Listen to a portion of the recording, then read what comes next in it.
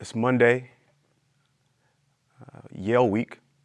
As a football player, you know that this means a lot for your career as a college athlete. And so you put a lot of pressure on yourself. We have morning workouts Monday. And so Sunday, I try to go to bed as early as possible. However, studying for my chemistry final is daunting. And so I stay up a little longer than expected. I wake up in a furious flurry, not knowing where I am, and now I am missing early morning workouts. I panic. I run, I get up, brush my teeth, run to the weight room. My coaches, my teammates are looking at me in a little disgust. And then we have practice, and I try my absolute best to make it through practice, knowing that, again, I'm a starting running back. The team is depending on me, and again, it's Yale week.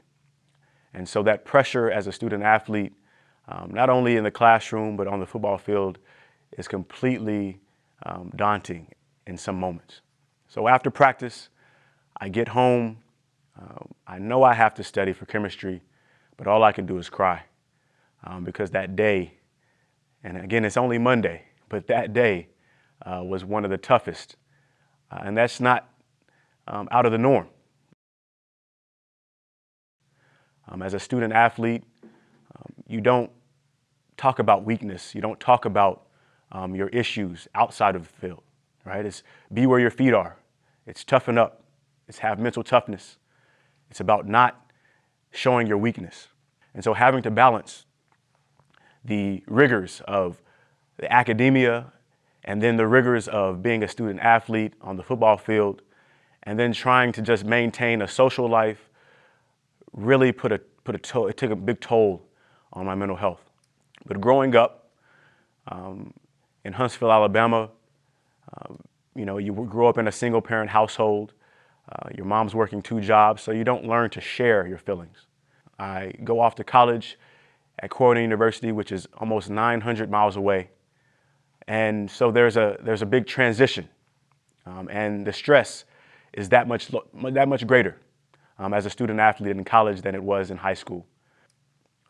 There were moments in my college career, especially that first year in college, where I didn't know if I was going to make it through that semester. I faced mild bouts of depression.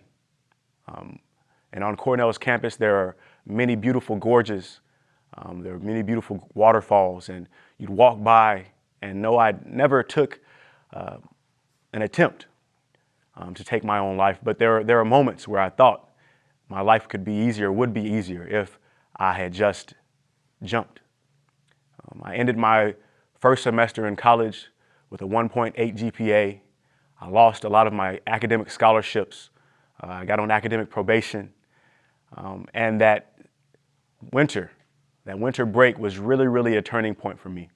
As I returned home to spend some time with family and to enjoy my Christmas break, I spoke to my pastor. He said that the trials, the troubles, all of the pain that I was experiencing in college was just preparing me for my purpose.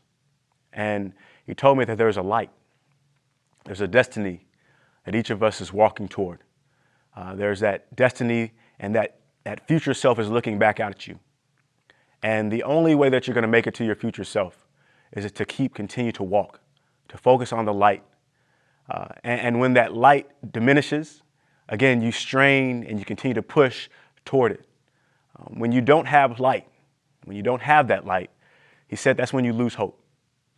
That helped me to get over that hump, to get over those issues that I was having at school. And it wasn't easy. It didn't become easier, but it helped me to get into a mindset that I can handle the situations in my life.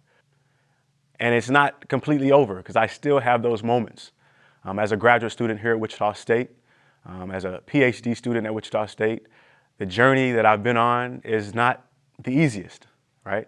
The challenges are as great or even greater than when I was in undergrad as a student athlete. And so I still have those issues where I get into those funks, when I get into those minor bouts of depression. But again, I think back to what my pastor said when I was in college. And so that's what I hold on to. And also holding on to the light.